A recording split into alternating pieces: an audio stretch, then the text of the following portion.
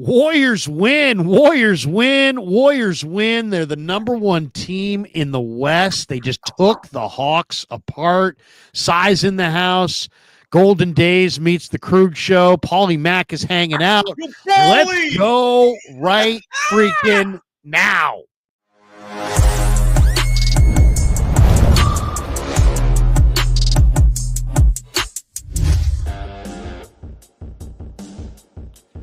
All right, welcome to the Krug Show meets Golden Days. Paulie Mack is with us. Warriors win. Warriors win. Warriors win. Feeling good. We're brought to you by Pig and a Pickle, the best barbecue in all of Northern California. Check them out. They're in Emeryville. They're in Corte Madera. They're open 7 days a week from 11 a.m. till 8 p.m. or until they run out. We're also brought to you by Mancini's Sleep World. Mancini's is a proud sponsor of the Krug Show. With Mancini's, you get free next day delivery, and you get a great deal if you're a Krug Show fan. Click the link below or go to sleepworld.com. Find a bed that works for you.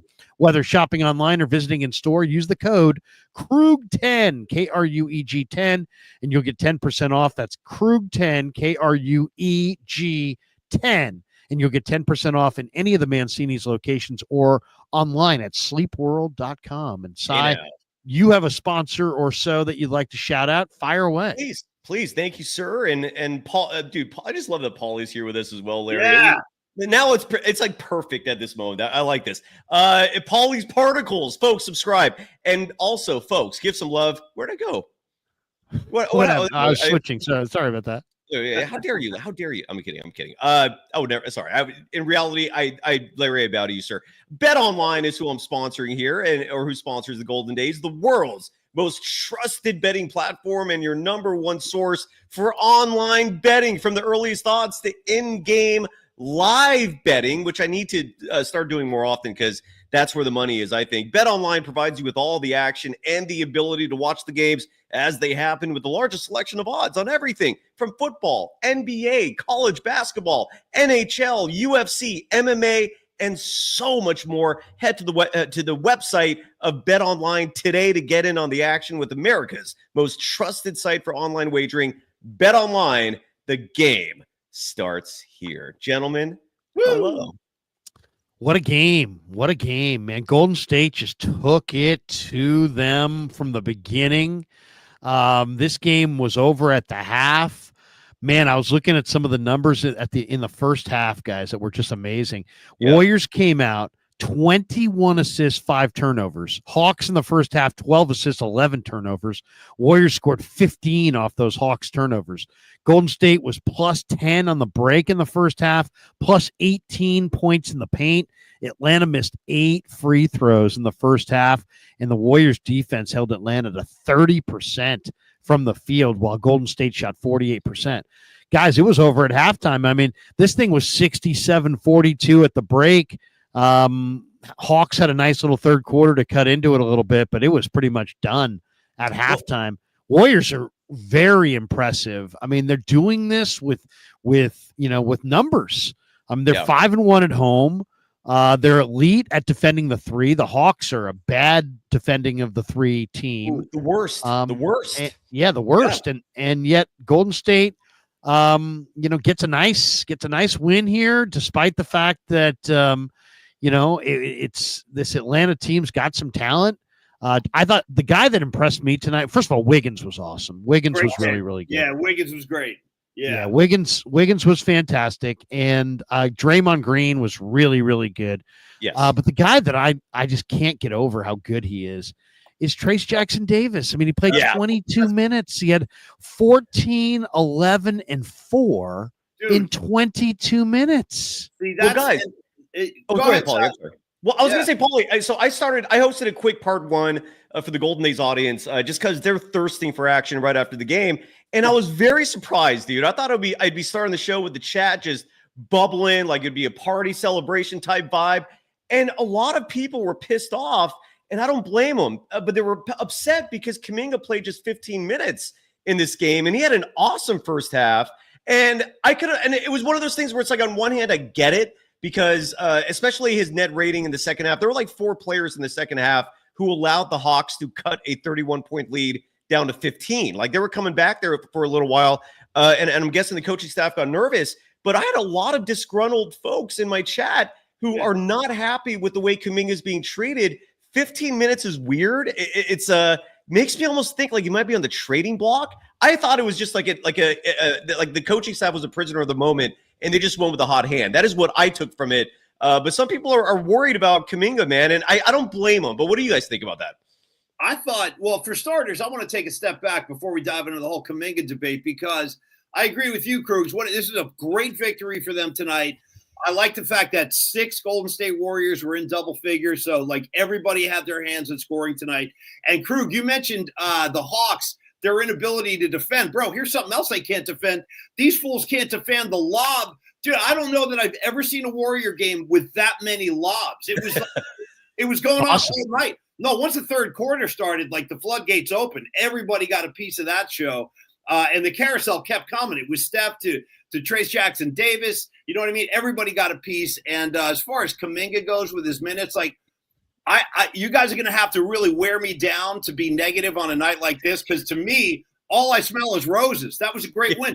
This team is 11-3. There's not a lot to be unhappy about. I mean, if you want to get into the whole Kuminga needs more minutes discussion, I don't disagree. But on a night like this, when a lot of different Warriors had their hands in the win, and it was also a night where you didn't have to ask Steph Curry to do a lot of heavy lifting because everybody else was pitching in. So I'm very satisfied. Cyrus, I'll let you take the Kuminga flag and run, kid.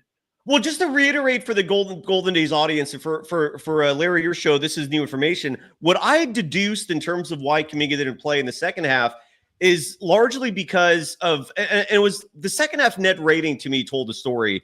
In the second half of this game, Buddy Hield was -12, and his minutes dropped in the second half as well. He was red hot in the first half of this game. He was going on 3-point flurries that was just demoralizing and crushing the soul of the Hawks. Sorry for the hyperbole there, but in the second half, Buddy Hield was -12, Kuminga was -10, Moses Moody was -16, Kevon Looney was -12, Brandon Podziemski, who we got to talk about tonight because he's just mired in a slump, he was -6. And so I think that reflected like the minutes. I think the coaching staff saw that 31-point lead drop to 15, and they looked over at Quinn Snyder with his grainy red glasses, and they were thinking, we can't let this dude win tonight. I'm guessing that's what went down. But like you said, Paulie, I was not going to let that ruin the vibes. And I think Kuminga's probably happy too, man. They won. That's what matters. Yeah, and by the way, how about Podziemski taking another whack to the face tonight? The poor bastard. I mean, he just takes the mask off. Wham, he gets hit right back in the face again.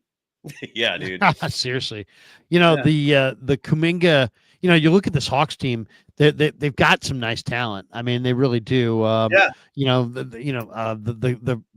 French kid who's, had 12 and 8. You had Jalen Johnson, who played pretty well. You got Capella, Trae Young, though Trae Young was 1 of 6 on threes today. Daniels. I mean, they got Okongwu. I mean, this team's got some talent. Bogdanovich, but they're not very good. And it's just this, if Golden State, and I think Brian Iglesias says it here, 36 assists on 47 made baskets. When Golden State limits turnovers and moves the ball, they're virtually unbeatable. I mean, at halftime with 21 assists and 5 turnovers, I mean, that's a great number. And then you look at the end of the game, Golden State finished the night with 36 assists and 15 turnovers. So, Beautiful. When you can go over 2-to-1 assist to turnover ratio, that's pretty good. I don't put tons of credence in what happened in the second half because it's human nature. I mean, you're up 67-42, and the third quarter is just let's just play the third quarter and just, get through it. And they were -10 in the quarter, but they woke up in the fourth quarter and put a little flurry on and beat them 30-22 in the quarter. So Golden State won the first quarter 41-22. They won the second quarter 26-20. They won the fourth quarter 30-22, and they lost that third quarter by 10, 33-23. But overall, I mean, I'm so impressed by Golden State. Now, the question that a lot of people are having today is DeAnthony Melton's done for the year. What's the impact of that? What combination of players kind of takes up for him? And I'll say this, this is why when other people were doing cartwheels about this signing in the offseason, I was like, I don't love it. People are like, whoa, how could you not love it? Because this guy's hurt all the time. People tell you that, Larry? Like people were actually saying like arguing with you about the no, people love that move. People love the move. The hardcore Warrior fan loved the move, I thought, for the most part. And when I pushed back and said, this guy's glass, it was like, oh, that was last year. Well, so wait, I mean, that makes no sense to me. I mean, almost all these the NBA injuries, there's two kinds. They're chronic or fluky. And fluky injuries are no big deal, right? Because they're not going to recur. But then the recurring things, the plantar fasciitis, the kinds of things that, you've got some kind of knee pain or ankle pain or foot pain, those kinds of things that don't go away. I mean, that's why I wasn't that excited about Melton, because he missed a ton of games and he's got an injury history. Yeah. And, the odds are he was going to be hurt again, and now he is. But who steps in for him is the question. How do they make up for the loss of DeAnthony Melton? Well, if you don't mind me going, taking it here. So it sucks. I don't think there's any doubt about that. I mean, Larry, I was with you in the offseason when they signed him initially, and I was actually literally live with Damon Bruce when that news broke, and we both were like, what the F is like for the first time in like 3-4 years, you have the mid-level exception and you spend all of it on a 6'3" guard who missed over half the season with a bad back. There were flags. There were clear flags. And at the same time, look, I don't know who specifically is in love with Melton. Like, someone of the Warriors has been in love with him. I don't know if it was Kerr. I don't know if it was Dunleavy. I don't know if it was Lacob. Somebody has a love affair with DeAnthony Melton. And so they spent the money. They got him.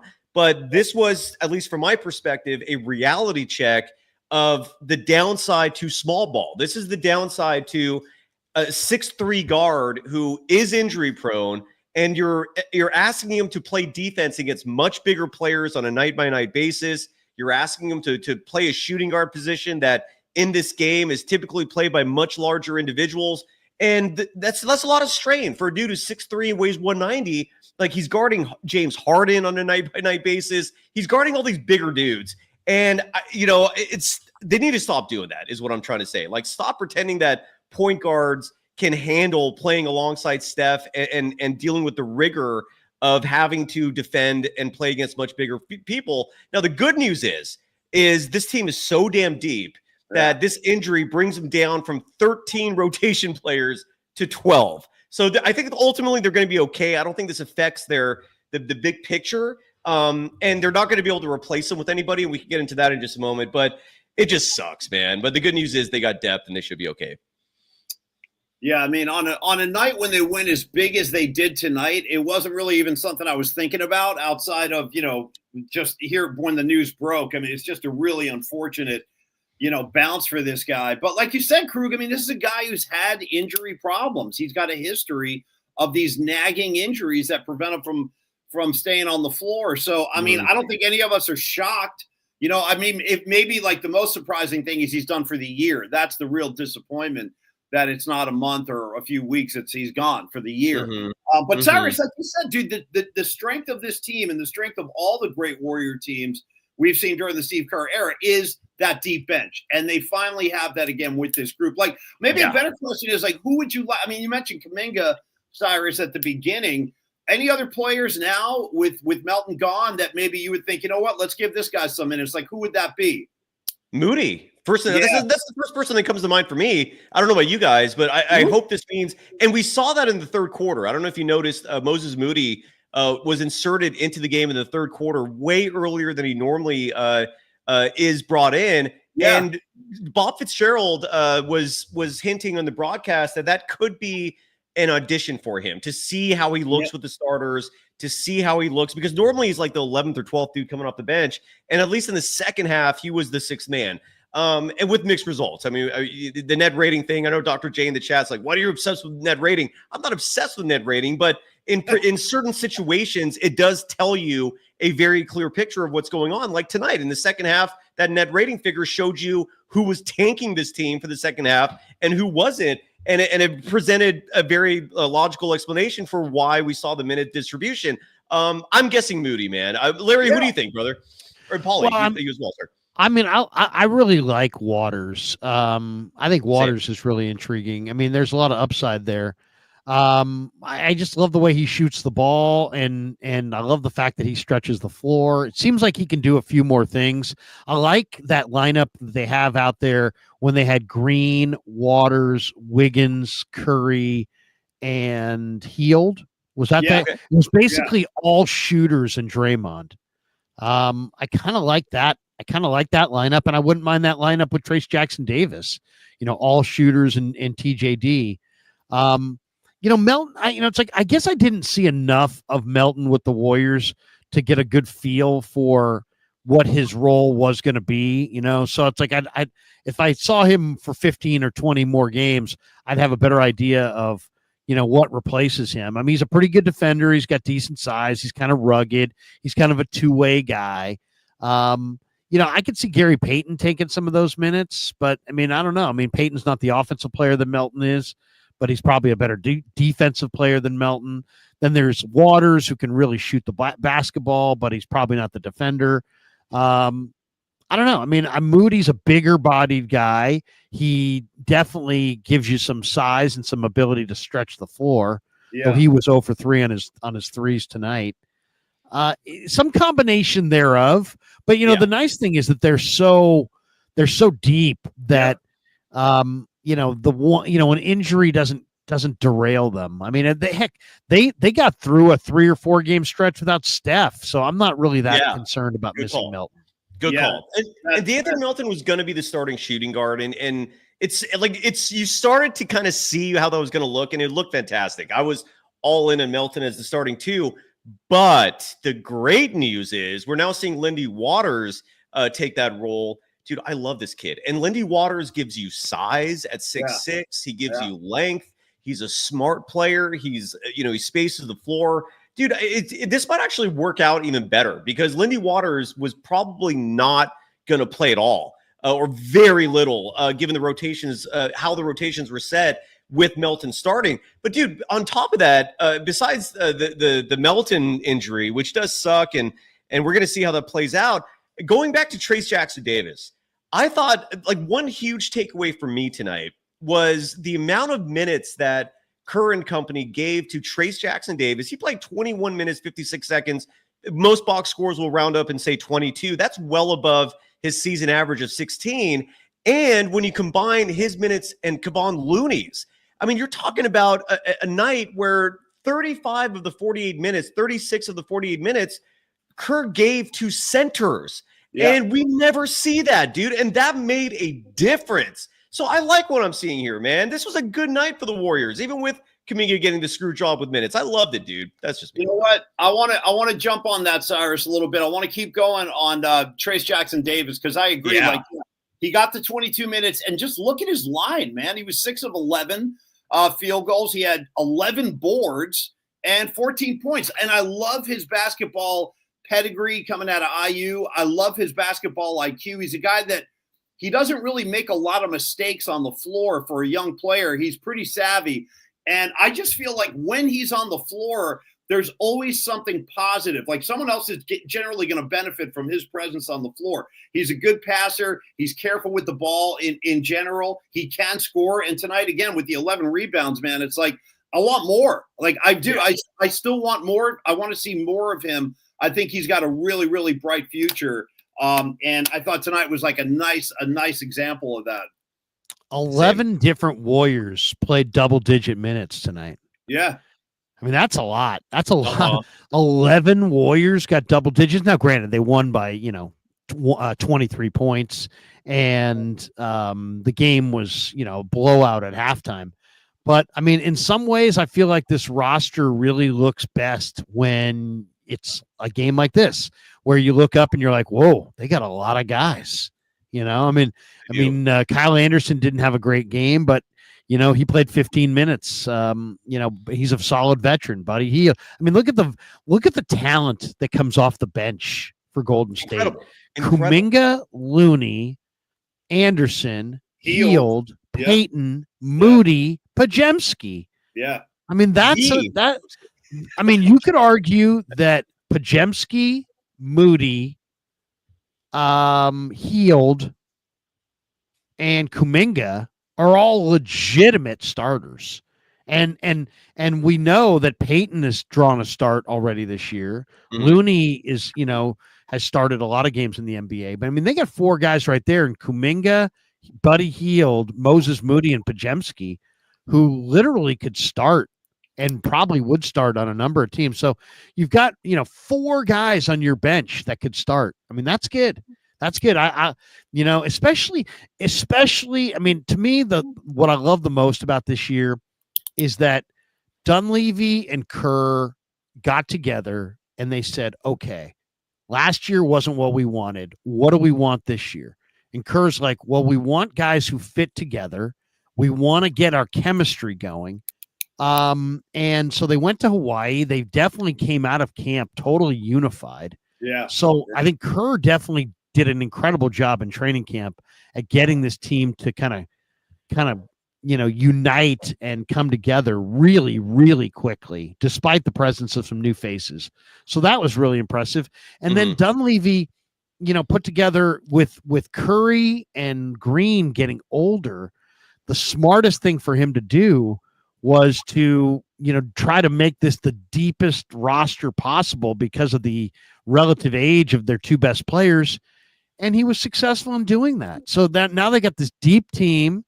And the question with deep teams is always, well, how does the coach balance the minutes and how's their chemistry?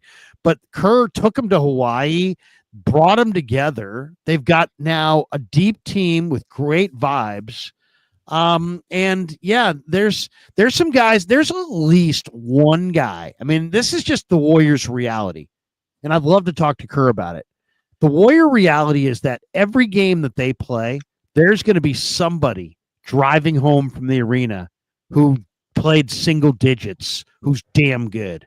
Yeah. And tonight that guy is Gary Payton. He played 6 minutes.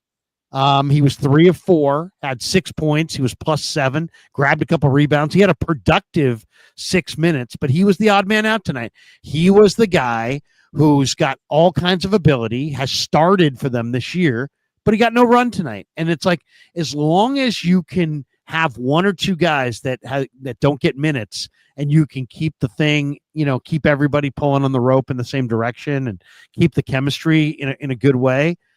I mean, I think you're a better team for it. I mean, that's the downside of depth is somebody's going to be unhappy. Yeah. If Kerr can keep them all together, I think it's a genius game plan, and I think it's one that's going to work.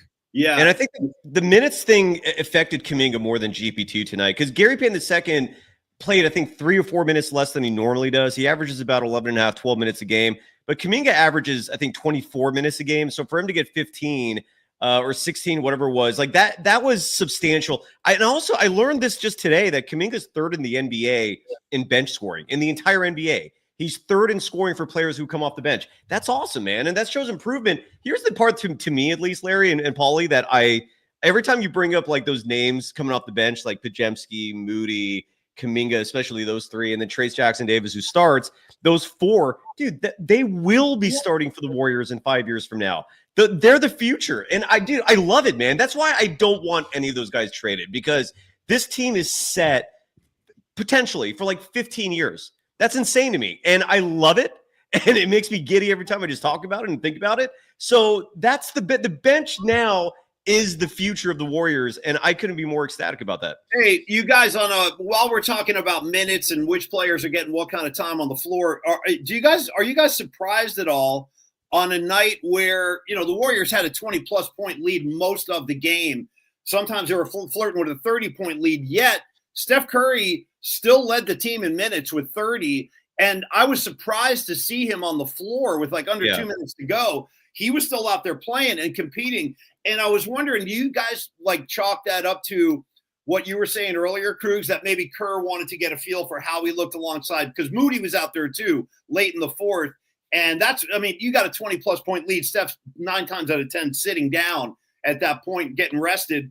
So one, I was surprised he was out there with that big a lead at the end of the game. And do you guys think that was just so Kerr could get a feel for Moody more so than anything Steph could do? What do you think, Si? And you're talking about like Moody coming in the game early in the third quarter. Is that what you're talking about? And also why Steph was on the floor with a 20-point lead and less than 2 minutes to go in the fourth. He was still out there playing. Yeah. That part of it, I think, is a huge reason why the Kuminga's fans were pissed off, because it was unnecessary. And the Kuminga part of this, look, he's so young and he's getting so many less minutes than almost every one of his draft classmates in the lottery that year, who most of them were drafted by bad teams, like Franz Wagner, for example. He averaged over 30 minutes a game his rookie season. Kuminga has never sniffed that, and he's in year 4 now. So I can understand people who like Kuminga being frustrated about that. I don't have a good answer. I think part of it was just like they were in the flow of things, and it was just in the moment. It's hard sometimes to think about like minutes, and but I don't have a good answer for you, Larry. If you have a better guess than me. No, I mean, I don't know what the plan is with Kuminga. Are they trying to, not play him a lot of minutes so they don't have to play him? Are they trying to feature him at times to trade him? Are they? I mean, it's like if you want to trade a guy, wouldn't you play him a little bit more? Unless you thought there was risk of injury, but that would mean that there was a deal like probably super imminent, and it doesn't seem like that's the case, but who knows? I'm not privy to their discussions. Right. I don't like the idea of trading Kuminga, period. But you know what? Bottom line is, if you don't want to pay him, then you might as well trade him, because you either got, you got to shit or get off the pot. I mean, you got to make a decision. I mean, sorry, but that's the way the NBA is. If you want it, this guy is either going to get big Franz Wagner $225 million, or you're going to move him and let somebody else pay him $225 million. But this idea that like he's too good to trade because his future's too bright, but too inconsistent to play. I mean, that I would call that the lose-lose. That's not a win-win situation. That's lose-lose. So I'm willing to move him if there was a basketball player or two coming back that had maybe better basketball skill and would fit in right away. But you better get a fucking good player coming back, because this guy is going to be really good in a couple of years, and you're going to look so stupid for having traded him. There's a reason that there's like 9 teams that keep knocking on the Warriors' door about Kuminga, because everybody wants a Kuminga. Who wouldn't want Kuminga? So don't trade him for 35-year-old Jimmy Butler, and don't trade him for some broken down 30-year-old player. Trade him for, if you're going to trade him for a younger player, that's more in his category, like a Wagner. Trade him for maybe in combination with another Warrior player or two, and see if you can get a significant piece. The one thing about Kuminga, he has a lot of value and he doesn't get consistent minutes. Okay. Correct. How about that? It's like having like a really expensive timeshare, but you can't afford to go there. You know what I mean? It's like, hey man, I've got a killer timeshare at the Westin at the Hapuna Beach, but I really can only afford to go there once every 5 years. I'm supposed to stay there for 2 weeks a year, but I can't afford to go there. It's like, you have Kuminga, this awesome bench piece that everybody would love to have, but you don't want to pay him and you don't want to play him. So come on, man, make a decision and find a player that you really like.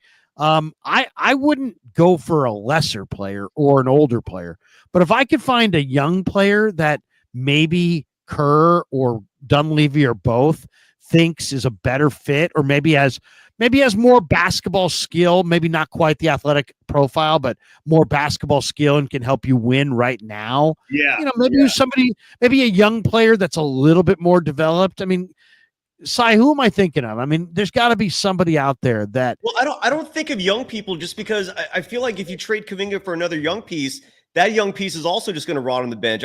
Kerr just does not developed. If they can find a developed, like Franz Wagner's got a developed game. You know what I mean? Part of the reason that Kuminga doesn't play is that he's kind of an undeveloped player. He's more of a potential. Yeah, player. He's getting there. But oh, sorry, go ahead. I was just going to say, somebody's like Jalen Johnson or Amen Thompson, who's a Bay Area kid. But I don't know. I mean, somebody said LaMelo Ball will work. Brandon Go to the Miller. next guy. Go to no, you Mindspringers. Two down from what you just highlighted. Jalen Duren. That's a guy I would definitely consider. I think that kid is going to be. That's the guy. That's yes. I don't know if you know this guy.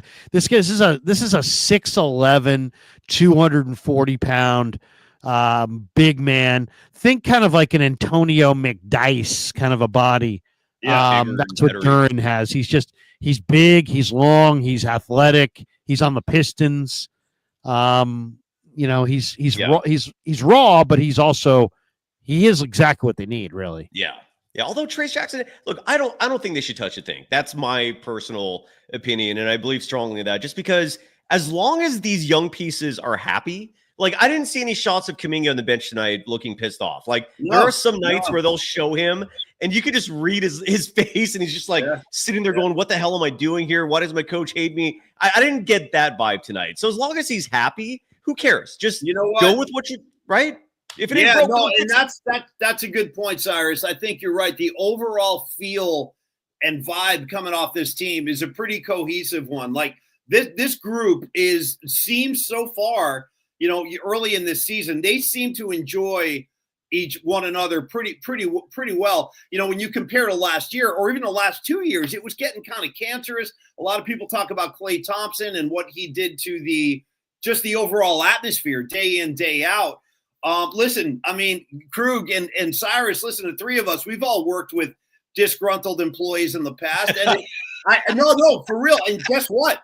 That shit it permeates, man. Like that stuff sends off bad vibes that can affect a lot of people in a lot of different ways. So that is one really good thing I think they've already achieved so far this year. Like the team chemistry, at least to my, the untrained eye, looks a lot healthier than we've seen in the last couple of seasons. And like you said, Kuminga, he wasn't pouting tonight. I didn't catch any negativity coming off of him. So, listen, this just might be until Kerr finds what he's looking for in terms of the right combination. It's probably going to continue on like this. There's probably some guys are going to get more minutes on other nights. But again, I'm always pushing for, I'd like to see more Kuminga and I'd like to see more Trayce Jackson-Davis. Just overall, those are the two guys I think would benefit for more time on the floor. Agree. And just to add to that, Paulie, and Damian LaRoche, who's been on fire tonight in the chat, he wrote something which is very true. If the Warriors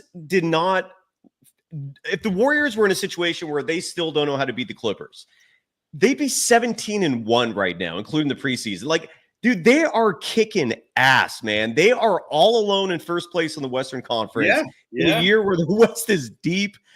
Dude, I don't touch a thing is what I'm trying to say. Like, this is a good thing going right now.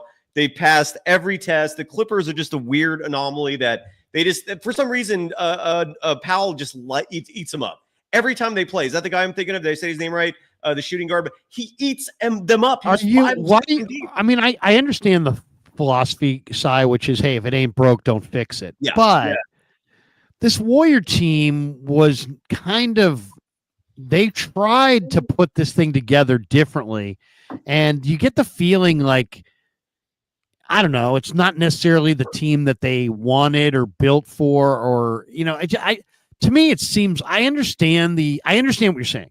I understand, like, hey man, they're 10-3. What do you do? 11-3. But or 11-3. But I don't know that I would say, I don't know that I agree with that. You know what I mean? That for this team. I think this team is still in kind of the construction process. And I think there's a lot of pieces here. Yeah. And I like him. I like the depth, but if I could move, if I could make one move, I guess I'll say this. I'm not worried about making a move and ruining what they have, because I don't think what they have is about like some magical chemistry that will somehow be changed and all of a sudden they're all going to fucking suck. You know what I mean? I don't think it's about the chemistry. I think it's about depth and talent. And if they could make a move and get a little bit better, I mean, I'll just say this.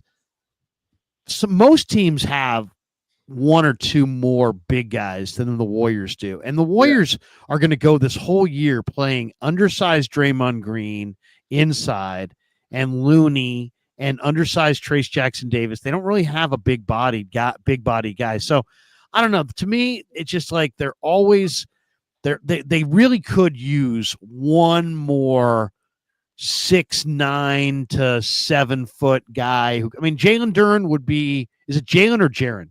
Jalen with an L, I think. Yeah. Jalen Duren would be a phenomenal get. And I don't know that I'm not worried about changing a player out or two and ruining the chemistry. What are you looking for, Larry? Like if you did want to add a piece, where on the floor? Like at what spot?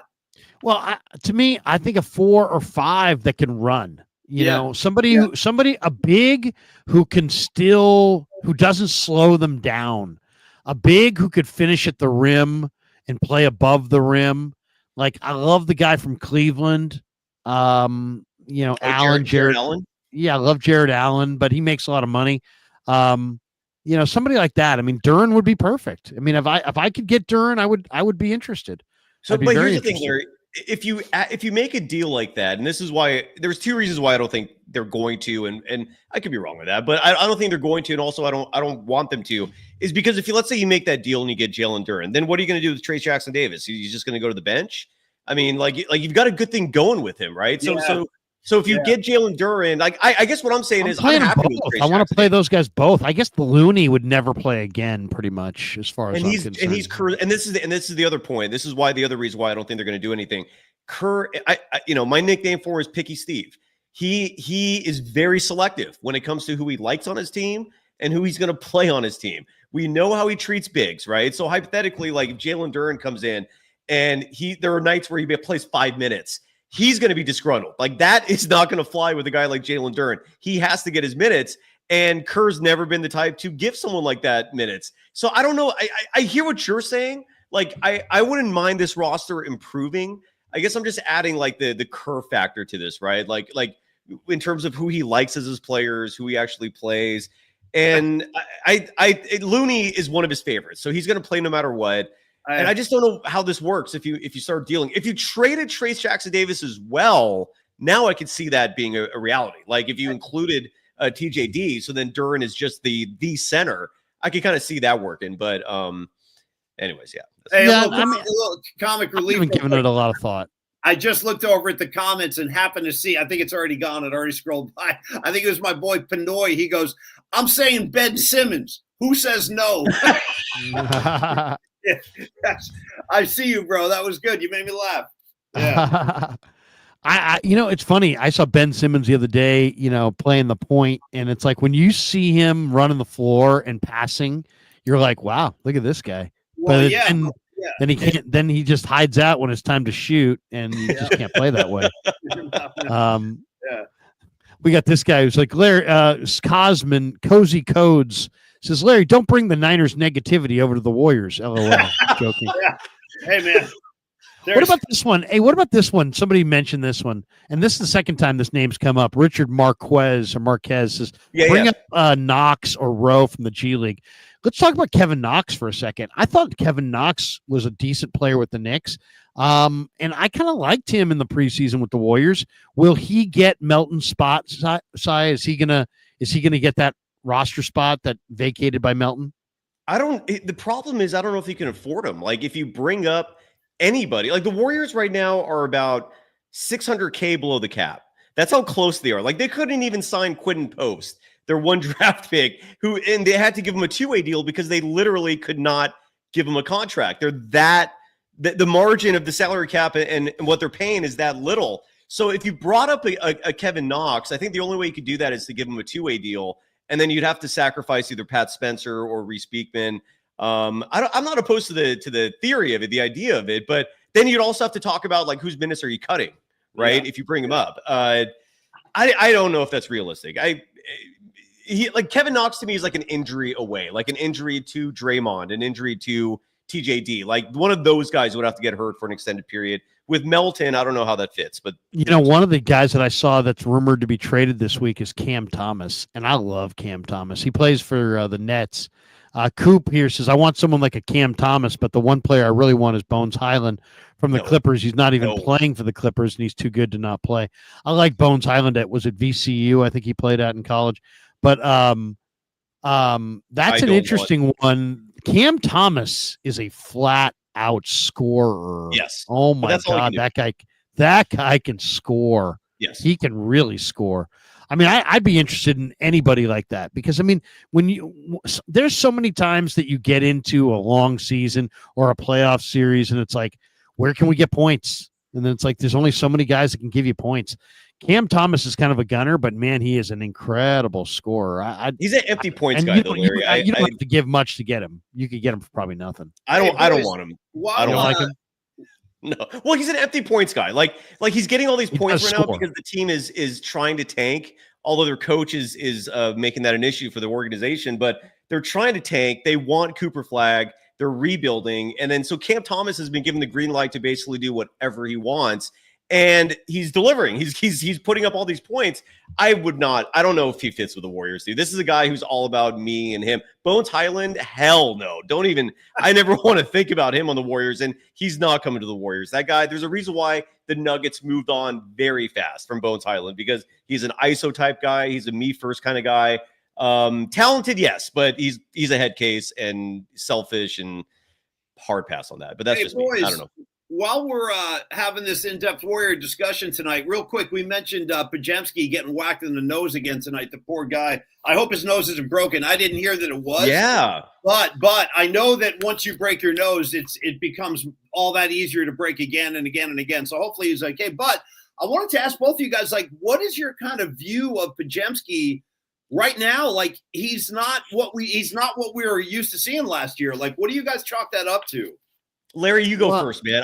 Because that is a great topic, and I don't have a good answer. It's legit. Like, it's something that we should talk about it. I mean, he's not the same guy. Well, I mean, the Warriors just, I mean, it's one thing to like your guy. It's another thing to be just blind to what he is. I mean, they like him. He's a pretty good player. He knows how to play. He knows he rebounds, and rebounding is usually, if you rebound in basketball, almost every level you play. So he rebounds, and that's what he brings to the table. He rebounds. He's a smart player. Okay, that's what he's good at. But he's not a defender. He's not a shooter. He's not big. So what are we talking about? The fact that you're going to sit there and not trade for Lauri Markkanen because you don't want to move this guy? Yeah, what are you, 10 times stupid? I mean, what the hell? I mean, you're not going to trade for a 7-footer who can shoot 40% from three because you got a 6'3" guy with a red mop top who shoots 19% from three. What are you, fucking high? Are you fucking high? I mean, what the hell? Why would you do? Well, I mean, I love, his potential, but let's not pretend that he's a totally different player than he is. He's never shot the ball really, really well. So guess what? He's not a great shooter. He's not. Well, he was his second year. He was like his second year, his 1 year at Santa Clara, his second year in college. He did shoot 43.8% from deep. And I think that's a huge reason why he ended up being a first-round pick. But Jacob Evans shot 44% at Cincinnati from three. That's fair. Where's Jacob Evans? You're absolutely right. All I'm saying is I think that's what the Warriors saw that convinced them to think this guy could be, a shooter in this game. But again, he was 1 of 6 tonight. Yeah. The only shot he made was a 3-pointer, and those were his total points, 3. Did he even get to the free throw? He did not even get to the free throw line tonight. At least the Warriors played a little better in terms of free throws. He doesn't make his free throws. He doesn't make his free throws, though. He's 60% entering tonight, and he had 60%. 0. 0 free throw attempts tonight. The team still is missing free throws. They missed 6 tonight. They were 12 of 18 from the charity stripe. Kevon Looney was 0 for 3. Moody missed 1. Kuminga actually did okay. He missed his first and then made 3 in a row. He was 3 of 4. 75% for him you can live with. But yeah, that's an issue, man. I got Rick Barry coming on Golden Days tomorrow, and that's going to be a topic to discuss because he's one of the all-timers in that category. Well, But as the a free Podziemski throw thing shooter, is but I weird, mean, man. Podziemski was 1 for 6.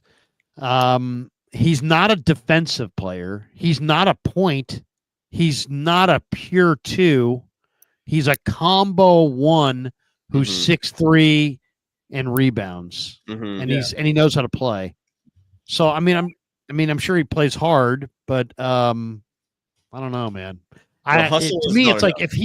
if he was going to be able to shoot at the NBA level, I think we would have seen it by now. I agree. Yeah.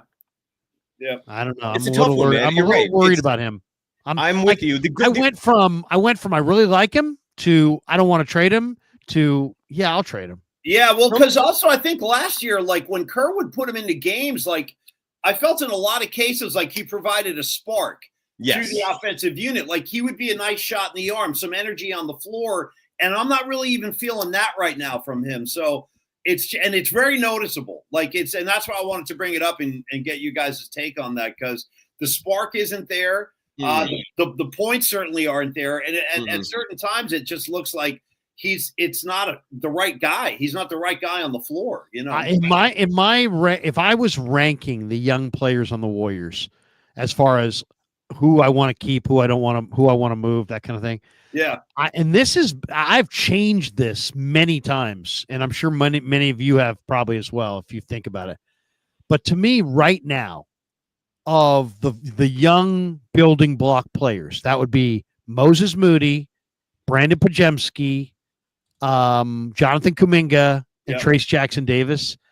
To me, Trace Jackson Davis is the guy that I would least want to move out of the Warriors' young core of 4 guys. TJD, I would say I'd want to keep over the other guys. I agree, and I would put Kuminga right behind him at number 2. But I agree, Larry. I think that TJD is the most polished player. He's got the best basketball IQ, and I think that he's going to have some real nice years in front of him. How about you, Cy? How would you rank those guys? I would put Kuminga over Trace Jackson Davis only because a player of Kuminga's talents is a lot harder to replicate than a player of Trace Jackson Davis' talents. Bigs are out there. You can find them who are serviceable and do the job. A player like Kuminga, and Golden State Valkyries, for example, in the chat, calls me a Kuminga fan. Look, I like the kid. I have no idea what he's going to become. My entire argument for this kid from day one to now is we need to see him actually play so we know what the hell he is. We need to, the Warriors need to know what his value is. And you're never going to get that playing him 15 minutes a night. He needs to get real run, man. And he's been starting to. This is the second game in a row where he didn't finish the game. The Warriors were putting him in the closing lineups for a good stretch there, and they were winning all those games. Then they didn't do it in the Clippers game. They lost. We didn't see it tonight, but it didn't matter. It was a blowout. I would put Kuminga above there, but I'm with you, man. Podziemski, Larry, you and I, and Paulie, you were still on the radio back then, so that's why we're not having the discussion. But hey, radio's here now, right? And I think we should talk about that at some point. We're doing radio, man. Yeah, we are, dude. Exactly. The talent is here now, and I'm sorry to sound arrogant saying that, but it's true, dude. But Larry, you and I were talking about this, like Podziemski is not a piece that you hold on to no matter what. Like if he was holding up that Lowry Markkanen deal, and I know there were other pieces you had to include. I know you had to throw draft picks as well. And I'm fully aware that Lowry Markkanen is not having a great start to this season. He also plays on the Jazz. There's a huge reason for that. But come on. It's ridiculous. He should have been traded if that's what the holdup was. But it wasn't, because it sounded like Ainge wanted everybody. Yeah, Ainge is crazy. He's crazy. Yeah. It sounded like Ainge wanted everybody. So I'm not saying they could have made that trade. I'm just saying if they didn't trade for Markkanen because of Podziemski, they're fucking crazy. Agreed. I totally agree with you. They're totally crazy. And here's I'll tell you, the other guy that I loved in the draft that's playing really well is in Philly right now, Jared McCain from the 76ers, the kid from Sacramento. Did you see that? You advocated for Jared McCain? Oh, I advocated for Filipowski and Jared McCain. Those are the two guys I really like from Duke. And Jared McCain. I should be a basketball scout. I really should. Seriously. Yeah. If who's that guy who's doing the Warrior post game who's now a Hawks scout? Oh yeah, he was on pregame tonight too. Help me out. He was a soap opera model. It's Grant something, right? Is Frisbee? it Grant? No, I forgot his name. I know what you're talking about. He had no Liftman. Thank you. Liftman. Thank you. Yes. Grant Liftman. Yeah. Yeah, I mean, I think if Liftman could do it, I'm pretty sure I could do it. Oh, dude, Kruger. I got Kruger. You could scout any sport, man. Yeah, I could be move aside, Liftman. Move aside. I think Kruger, dude, I want to see Kruger scout some NHL talent too. Scout some hockey guys. Kruger be like, you know what? I like this left defenseman in the corners. He digs out the exactly. Yeah. No, but I mean, seriously, basketball scouting is the easiest scouting because you're not projecting that much. It's like, do you see it or do you not? He's right there in front of you. It's not like baseball. In baseball, it's like, the kid's 16. What's he going to be in 8 years? It's like, I don't know. He could have a boiler for all I know at that point.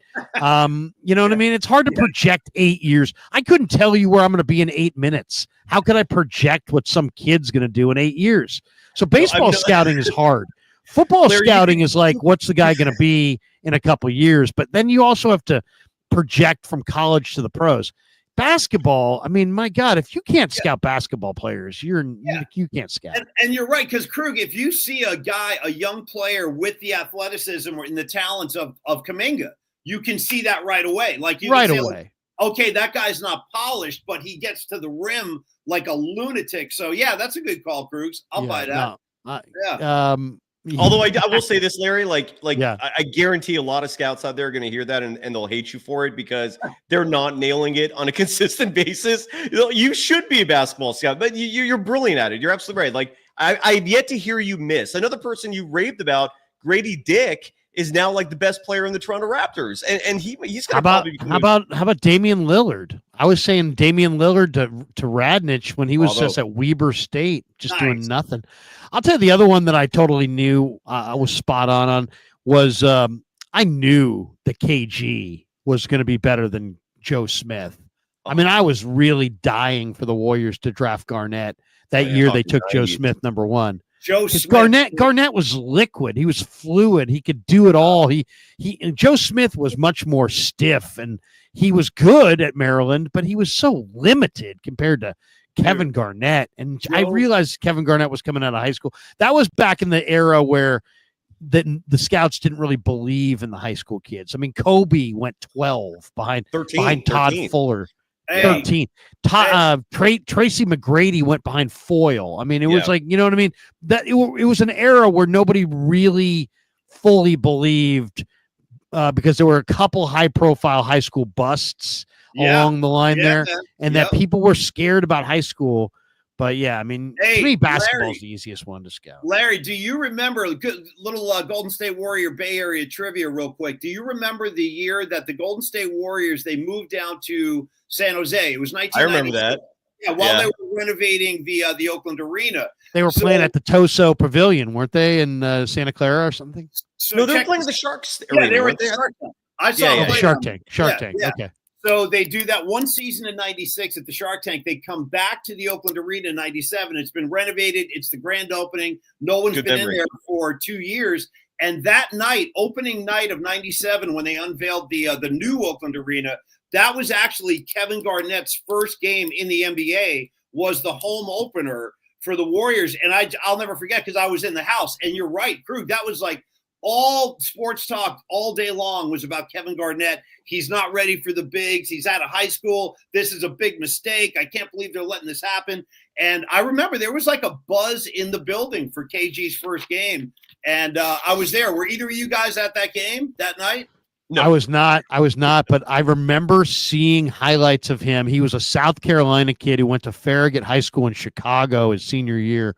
And it was like, you know, KG was like a legend, right? Yeah. And I remember seeing the highlights. And his body type and his fluidity. I mean, I literally, you can't, if you watch this guy for a minute and didn't draft him, you're crazy. Yeah, I mean, he was crazy fluid. Yeah, they were because there was a guy named D'Antonio Winfield who had gone like right out of high school and busted, or I think he went to Cincinnati for 1 year. He came out as a freshman and he busted. And so, you know the way it is. I mean, it's like sports are copycat leagues, it's like, if the year Randy Moss came out was a year after Lawrence Phillips imploded. So Randy Moss fell from top 10 to 21 because everybody was like, oh, he's the next Lawrence Phillips. But then the next Randy Moss came out, and it's Randy Moss, and he's a Hall of Famer. So, you just have to, there's reasons for all these things. Hey, one last thing on Garnett. Only if you two guys haven't seen this yet. He had a pretty good role in that Adam Sandler movie called Uncut Gems. Yes, I saw that. It's all about a degenerate NBA basketball bettor. Adam Sandler plays like a gambling addict. And I hated the ending. The ending. The rest of the movie's awesome. The only reason I'm bringing it up is Kevin Garnett had a big role in the movie, and he was good. Dude, he was like really good. Have you seen it, Cruz, Uncut Gems? No, I haven't seen it. Check it out. Check it out. It's Adam Sandler, and it's a serious movie. It's not a comedy. It's a good movie. It's a very good movie. I'll look for that. Right. Yeah. I got this one in the stream right here from Pinoy Reformat. Larry, who do you like in the upcoming draft? So now you're gonna besides Cooper Flag. I like Cooper Flag. Yeah. You know what? A lot of times I like guys who are not considered very good. Like I really liked Baylor Shireman, who last year went to the Celtics. He's a guy from Creighton who could flat out shoot it. So there's always guys. I mean, they'll be great value. You're gonna have to give me until a couple months because I don't really get into it until this is the college basketball season just started. But I'll give you. There's always a couple guys who are just ridiculously late guys, late round guys who are really good. I kind of like the big man from Creighton, Kalkbrenner. I kind of like Kalkbrenner. I don't follow college really at all, so this is where I will just listen to you and not. I also like. There's Ryan Kalkbrenner is a 7'1", 270-pound center from Creighton. He's projected to go with the second pick of the second round. I love him, and then I really like Caravan from Connecticut. Who you guys saw him in the Final Four last year. He's also considered to be a kind of a second round pick type guy. We'll have to see. I mean, it's a no name. It's a gigantic no name draft. Let me ask you this. I'm going to give you some trivia real faster. If you don't mind us switching gears for a second, because this morning I did some research on the latest numbers pertaining to the Warriors' defensive leaders individually in terms of like matchup numbers and who's shooting the best and worst against Warriors players. The second best Warriors defender on this team is Draymond Green in terms of opposing field goal percentage. Who would you guess is first? Wow. I'm shocked it's not Draymond. Gary Payton? Okay, that's your guess. Are you guessing? Who are you guessing, Paulie? What's the question? Who's the second? What's the question again? Who leads the Warriors in individual opposing field goal percentage? Meaning, I'll say Gary Payton. I'm going to say Trace Jackson Davis. Okay, you're both wrong. And this is the Gary Payton. Can I guess again? Can I guess the second guess? So I get the second round? Yeah. My second guess would be Lindy Waters. Okay. Do you have a second guess? Do you have a second guess, Paulie? Oh man, you guys are killing me. I mean, how can it not be Draymond? So we have. It's crazy, right? But when I give you the answer, it will make sense. Tell me. So, and this is why I think this slow-mo. I think this is a huge reason why we're seeing this regression with the Minnesota Timberwolves. People are going to focus on Karl Anthony Towns Balin, but dude, the slow-mo played for them. He played real minutes. He's playing real minutes now. There was a play. It is slow-mo. It's Kyle Anderson. There was a play, and it's not even close. Wow. He gives up something like 37%, 38% from the field when he's guarding other people. And there was a play with like about 55 seconds left in the second quarter of this game where slow-mo picked Trae Young's pocket. I don't know if you remember that. Yeah, that was badass. Yeah. It was totally badass. And he does so many of these little subtle things that makes a difference, dude. The addition of him has been huge for this Warriors team. And then the Gary Payton, the second part of it, you would think he would be up there. He's one of the worst players this year defensively. And that's a big reason why every time I see him come in so early, I'm always like, man, that's just a Kerr playing his favorites thing, because defensively, he's not playing lights out basketball this year. He's not making any of those 3-pointers that used to fall. So I wish Moses Moody would be ahead of him in the pecking order, but Kyle Anderson, man, he's balling. Nice. Slow-mo.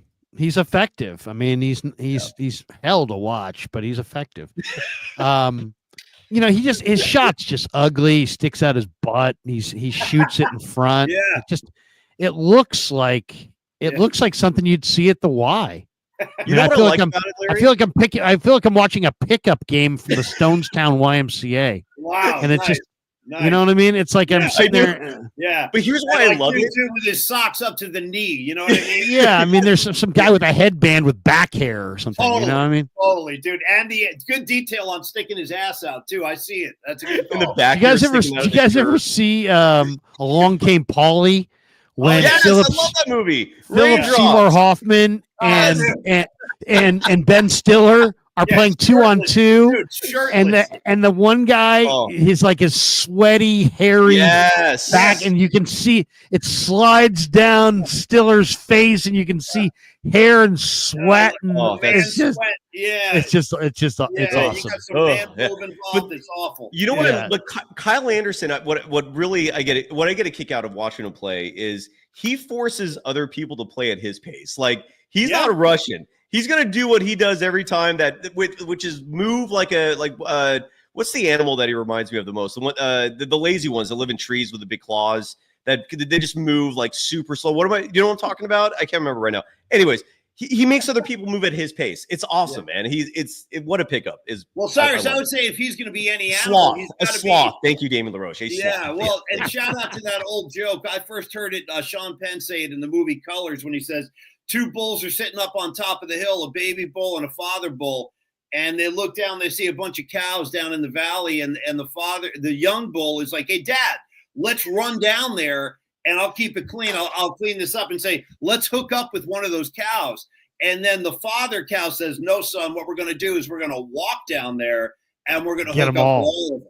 We're going to hook up with all of them. So that's slow-mo. That's like him personified. He's walking down and he's having them all. That's all. What a movie, there too. That's a great movie.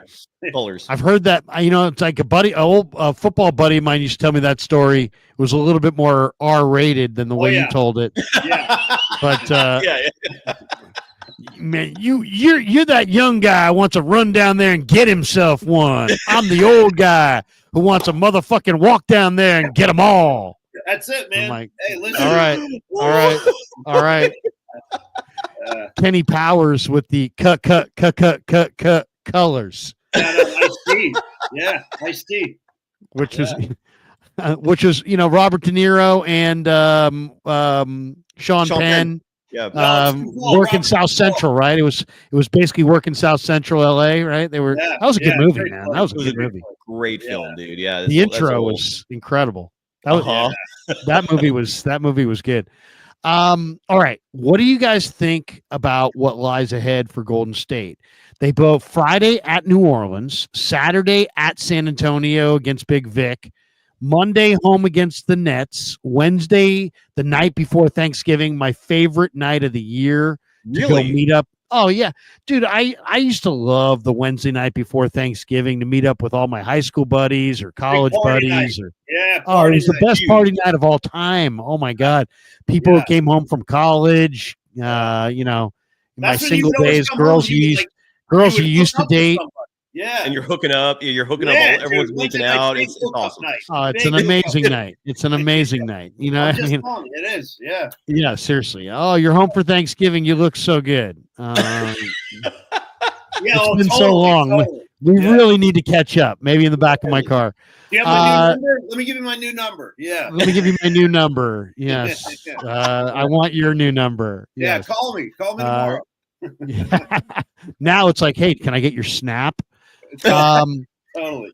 And then Saturday at Phoenix. So what are they going to go in that 5-game stretch? At New Orleans, at Spurs, home against Nets, home against Thunder, at Phoenix. That's going to be fun. Listen, if they keep playing like this, dude, I want at least 3. I could get greedy and say, give me 4. Give me 4 of the 5. Those are all teams that the Warriors can not only run with, but they can beat those teams. Mm-hmm. I mean, who's the biggest challenge there? New Orleans. Who are the teams again? Starting with you get New Orleans, but it's on the road, and then you get San Antonio on the road.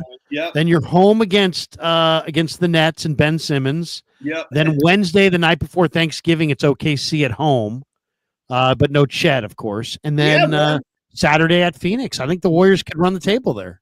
Or at least win 4. You know, those win 4 of the 5. I think everybody'd be pretty happy. And so here's a huge reason why I don't want the Warriors to make any big moves for the rest of the season, unless suddenly things turn south. Then obviously you want to change things. But the Warriors are taking care of business when they need to. What I mean by that is when they're playing bad teams, they're not just beating them. They're beating the shit out of them. The Warriors currently right now are 4th in the NBA in differential. They're 3rd in the NBA in differential. They only trail the Cleveland Cavaliers, who play in that pathetic excuse of a conference known as the East. They're plus 12.3. The OKC Thunder are plus 10.7. And then the Warriors are plus 10.5. What that means is they're kicking ass. They are comfortably beating teams that they're supposed to beat. And then the tough games are close, but they're still winning. With that said, and I bring that up because they took care of business tonight like they're supposed to. I think that New Orleans, easy. I hate saying easy win, but it should be an easy win. San Antonio, I'm very curious because they're an up-and-down team, man. You have no idea which team's going to show up. But the way they're playing right now with Wemby almost afraid to play in the post, like he's playing out on the perimeter. I don't know why he's doing that. It's foolish, but that's what he's doing right now, and that's great for the Warriors if he keeps doing that. The Warriors should win that game. Brooklyn, they have to. That should be a borderline guarantee. And then we get OKC. So 3-0 off the bat in terms of the 5 games you mentioned. I forgot who said that OKC is going to seek revenge. I do believe that, but I also think the Warriors will take care of business again because OKC is just not built to beat the Warriors. The OKC is almost like, I know we call the Kings the little brother of the Warriors, but OKC in terms of rosters is a real little brother, man. That is a team trying to be the Warriors. Good luck with that. You actually aren't. And then the Phoenix Suns don't have Kevin Durant, and they're reeling. Dude, yes, I think 5-0 is very feasible. And then they play at Denver on December 3rd. Side note, Nikola Jokic has been missing for like 3-4 games now. Supposedly, like he has a newborn son, and he just hasn't been there. We don't know when he's going to come back. I don't think I would call. Usually, when you have a child like that, they don't say you're missing. I don't think he's missing. We don't know where he's not around. Well, but here's the thing. He's had a child. He's missing. No, he's not missing. It's called whatever it's called, the paternity leave or something. But NBA players don't miss 3-4 games. She's missing. No, she's in the hospital. She just had a baby. The reports are only calling it personal reasons, and you have to actually like go to blogger accounts to find out exactly why, and all the reasons supposedly are he has a kid. Point being, we don't know if Jokic is going to play in that game, but if he does, that is a good test. I'm very curious to see how they handle Nikola Jokic and the Nuggets. But yeah, man, I'm saying 5-0. I think they can pull it off. All right, give me Jokic. 4. I'll be happy with 4. Last thing I want to say tonight, you guys, is, and it's just a small part of the season so far, obviously, but we love the 11-3 record. And you know what else has been great so far about the start of this year? The Warriors are winning games at home again, man. They're 6-1 now at home. Because last year, that pissed me off more than anything else. They used to have arguably the best home court advantage in the NBA for a couple of years over in Oakland. You couldn't roll in there and get a win. And last year, dude, they were losing games at home like it was going out of style. So It's really, really good to see them defending their home court again. 6-1, I'll take it. Keep it up. The Golden State 49ers says Warriors get Zion Williamson, Pelicans get Andrew Wiggins, Jonathan Kuminga, Moses Moody, and a pick or two. I'll tell you the guy that I like on New Orleans, and he's not playing right now. I just looked up their game. They lost to the Cavs tonight, 128-100. By the way, Antonio Reeves came off the bench for the Pelicans. He's a rookie, had 34 off the bench. You don't see that very much. 34 Never off the heard bench. This guy until you just mentioned him. Antonio Reeves? Yeah, Antonio Reeves is a guard. He played at Kentucky, and he's a scorer. He's a major Would you scorer. guys do that trade, though? Because that's intriguing. I'm thinking about that. Well, Would you make that I was trade? just about to say, the guy that I love on New Orleans is Trey Murphy III. Yeah, he's awesome. He's got a hamstring injury, but to me, that is the kind of guy I would trade Kuminga for. Now, people would say, well, wait, why? Because Kuminga is incredibly athletic, but Trey Murphy has got real basketball skill. He's really He's good. a 6'8" two guard who's only 24. He shot the lights out. I saw this guy at Virginia. He's got a great outside shot. Let me see what his numbers were last year. He's only going for 15. He's a 9. To give you an idea, he's an 87.2% foul shooter who shot over 90% from the foul line in the 2022-2023 season.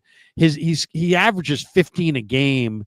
His 3-point percentage has been as high as 40 last year. He's hurt this year, Larry. Like, so last year was 38. But I mean, you're talking about a 40% 3-point shooter who's like good. A 6'9" two guard who plays defense. He also plays defense. Who's got long arms, who plays defense. Yeah. He is got enough skill where if I could add a player like that who's young and skilled, I would move Kuminga if I could get a super young and skilled player. But other than that, I don't want to move. I think that's an easy one, Larry. Like, I think most people would pull the trigger on that trade. And like Golden State Valkyries in the chat saying, like, facetiously, I know you're joking, saying that Trey Murphy's a real basketball player. We know that because he actually plays. I don't know what Jonathan Kuminga is. That is my entire point. I want to know what the Warriors have with this kid. We're never going to know unless he gets a legitimate run on a consistent basis. And 15 minutes is not going to give us that answer. Anyone who says he sucks, you're full of shit. You don't know. Anyone who says he's amazing, you're also full of shit. You don't know. None of us know anything about this kid because he never plays. That is what I'm advocating for. I want minutes because here's what I do know. When he plays, like when we see him get 30 minutes a night, he delivers. He's putting up stats and the Warriors win. But that doesn't happen regularly because Kerr doesn't trust them. And I just want to see him play, man. That's my whole point with Kuminga. That's going to pretty much do it for us tonight. We are before we go. An hour and 11 minutes in. We said we were going to go for an hour and 11. Yeah, we did. Go ahead. That's true. And Golden State Valkyries, it doesn't matter how long Kuminga's been in the league. It's the minutes per game. Okay, like get that in your head. As long as he is riding a bench consistently, he could play 10 fucking years. Sorry to swear, but the point is, like, he needs to have a high per game minute average before we know what the hell we're getting with him. And as a lottery pick in one of the deepest drafts in NBA history, the Warriors are doing a disservice to themselves, like jerking him around like this, dude. No one has an answer on Kuminga because he never plays. So, and the fact that he's in year 4, that doesn't matter, man. He just turned 22 years old. He doesn't have experience. He needs experience. On another note, what I want to bring up though, I'm on a mission this year to call out every flopper in the NBA. I love that Podziemski does this sometimes. Like, he'll mock other players when they do the head whip thing. Like, he mocked James Harden. I saw Trey Young tonight pull that shit again. I'm calling every flopper a pussy ass bitch because they are a pussy ass bitch. I hate it. I hate the floppers. Trey Young did that again tonight. He drew a third foul on Lindy Waters at the 5:41 mark of the second quarter, and then he missed his first free throw. Trey Young's a terrific free throw shooter. That was a ball don't lie moment. I hate floppers. Trey Young, I'm looking at you. James Harden, I'm looking at you. So I'm on a mission here to call those fools out. Hey, does it matter the order? Does it matter what order you're in there? What do you mean? Well, I mean, is a pussy ass bitch the same as an ass bitch pussy? I don't know. It's a legitimate question. You know, if you flipped it, could you go bitch ass pussy? Yes. Or is it a pussy ass? You're a pussy ass bitch. Effective. Yeah, a bitch ass pussy or an ass bitch. How about double ass bitch ass? No, hey, whatever works, man. Pussy. No. And I got inspired from South Park with that line because I just wasn't sure. One of the episodes I remember them saying that you're a pussy ass bitch. And I was like, by the way, Val says bussy ass pitch. How's that?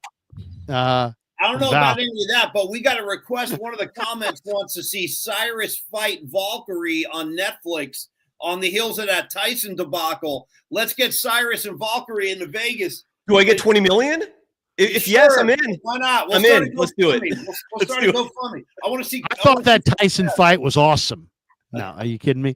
That thing was just awful. My God, I was sitting there going, "What am I doing? Why am I doing this?" Me too. What am I doing? Right? Like, is this what it's come to? God damn. Yeah. And my kid was like, Dad, you don't understand. What was the guy that he fought again? Jake You Paul. understand? Jake Paul's a badass. I'm like, dude, you don't understand. If if this were 1987, Jake Paul would be dead. Oh, dude. Right. If it was Paul would be- 1987, he would have Jake Paul's head on the hood of his car driving through Brooklyn. Yeah. Jake Paul. Nothing was better than when, to me, if I could put myself anywhere in time to see a sporting event that I never saw, I would put myself at the 7-Eleven in the Bronx, which supposedly at 4:00 in the morning, Mike Tyson fought Mitch Blood Green. Yeah, man. 7-Eleven. And Mitch Blood Green then at his next presser with a gigantic shiner over his eye, he said, he goes, Mike Michelle Tyson, I'm going to get you, sissy. He called him a sissy. He's like, I'm going to get you, sissy. Anyway, it was an awesome moment. That's incredible. I've never heard that story in my life. Like, Mitch Blood Green and Tyson bare knuckle brawled it at a 7-Eleven. I mean, there was probably some dude, getting a big gulp and watching that. Tyson knocked his ass out. Knocked his ass out. Was that the inspiration for Rocky V? Because that's how Rocky V ended, was like a street brawl like that. Probably. And I never understood it until I just heard the story. Was that the inspiration for Rocky V? One of the worst Rocky movies, side note. But is that the one with Tommy Gunn or whatever? Tommy, what was his name? Tommy. Tommy Gunn. Yeah. Didn't he have AIDS? Tommy Morrison. And then he did. Oh, Tommy Morrison, thank you. And then he didn't. I never that guy's a character, man. Like, you're right. He one day had HIV, and then one day didn't. I never understood what happened there. Dude, Mike Tyson. I think it's time to Tyson. Classic. That's it. That's a wrap. We got this one. Where's this? Golden State Valkyries. All love, Cyrus. Love your podcast. Yes, right back at you. Please subscribe to Golden Days. Thank you. Love you. All right, that's going to do it for us. Everybody hit like and subscribe. All these particles, baby. It's now up and running. I mean, you're not running, but it's up. People can subscribe, so when you launch it, they're ready to go, right, Paulie? Correct. Yeah, hit me up at Paulie's Pod. Polymax Particles will launch on YouTube right alongside my man Larry Kruger. We're going to launch in January. By the way, I'm bringing Creative Tony with me. He's going to co-host the show, so it's going to be a good time. We'll see you there. Awesome stuff. For Cy and Paulie, I'm Larry. Peace. Everybody have a great night. Yeah, never met a man I've been scared of.